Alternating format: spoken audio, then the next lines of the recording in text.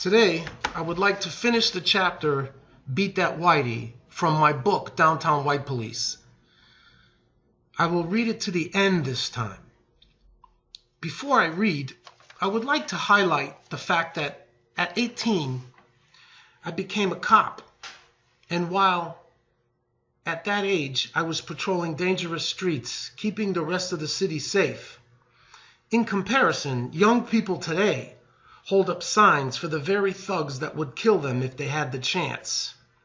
They hold up signs about how they hate Whitey and how the world would be better off without us. Where do people like this come from? I can assure you, in my career as a cop, there were many people of all colors who were glad and grateful that people like me existed. You dare call us white cops monsters when we cleaned up the dirt you would never touch. You should be ashamed, not for being white, but for being such hypocrites and weak-kneed fools. Now I'll read from the chapter, Beat That Whitey. Tensions between the races are nothing new. As a police officer, in the areas I worked in, I would see the worst of it, and I had also grown up with it all my life.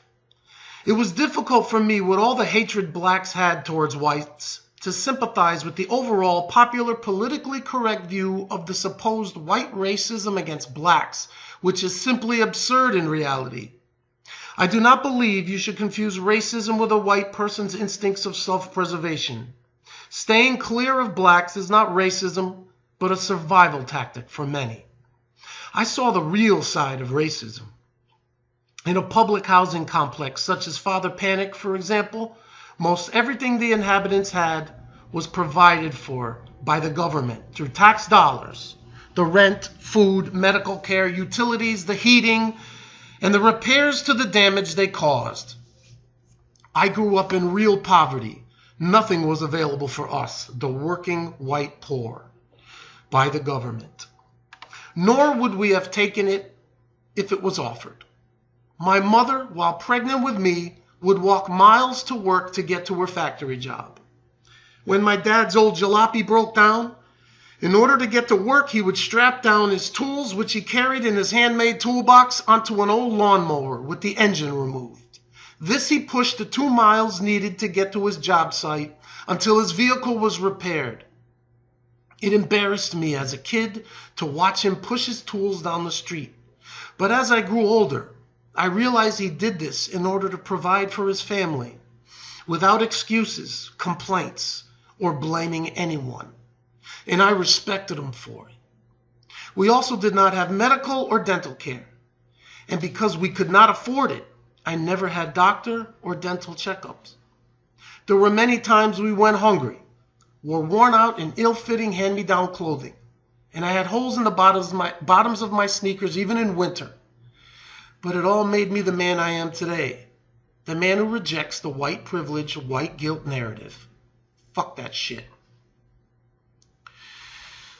Now, I'm going to take you to Father Panic Village, at the time, the #1 worst and most violent housing project in the United States, according to the FBI statistics. We're on Martin Luther King Drive. Welcome to the Jungle? That wasn't on there yesterday. I like the song, though. It's fitting, isn't it? Oh, look at that one. White people stank. That must be for you, Jim. Ha ha, very funny. We were patrolling the FPV housing project and admiring the new artwork on the sides of the building. Radio call. Red 42. 42's on Martin Luther King Drive. 42, proceed to the vicinity of Building 38. Reports of a large altercation in progress. 42, roger that. During this period in time, the federal government had contracted workers to repair damage to the many buildings in Father Panic Village. Broken light bulbs in the hallway, smashed windows, updating heating systems, and general cleanup of urine and fecal matter in every hallway and stairwell. Some of the workers were black and some were white. 42 on scene, large crowd and disturbance. Will advise. 10-4-42, time is 1300. All we could see as we exited our police vehicle was flailing arms and kicks. Whoever was the recipient of these assaults was in some serious trouble. As my partner and I approached at the run, someone in the crowd spotted us and shouted, 5-0, 5-0, and all of the cowards immediately ran. It did not take me long to realize that they had been beating a white male to a pulp, for reasons we did not know at this point. My partner stayed with the injured man, but I gave chase to the men who had been responsible for the gang assault. Piece of shit, I gotta get one of these fuckers, I told myself as the chase continued through the alleyways. I always hated to see violent attacks on innocent people. They had too much of a head start on me and got away this time. A rarity in a foot chase with me, blending in with the large crowd, which was a daily presence in the hole.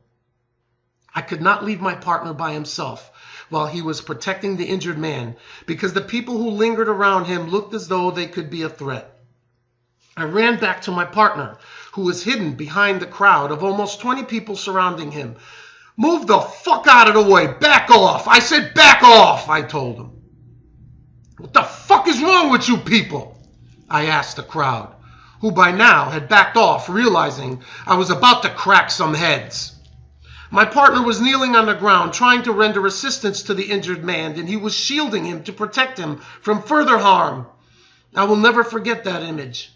It is one of the many things that go untold to the public. If we had not arrived and scattered this vicious crowd, I believe the man would have been beaten to death. What the fuck are you doing here? Are you buying drugs? I asked the man on the ground because he was white. I'm working, sir, the man said as he spit blood on the ground. I'm with the XX company. He took a breath, shaking. I felt bad about accusing him of buying drugs. But these were the only white faces you would see here, other than the city police. Red 42 requesting a medic. Building 38. 42 10-4, medic on the way. What do you got going on there? 42, one of the government contractors, was severely assaulted by a large crowd. We sat the injured man up. I didn't do anything wrong. I was cleaning up the stairwell when this group of black guys told me to get the fuck out of here, white boy. This is the village. You don't belong here. That's the last thing I remember. Can you identify any of them? No, sir. They were all black. What else can I say? Can you just please get me out of here?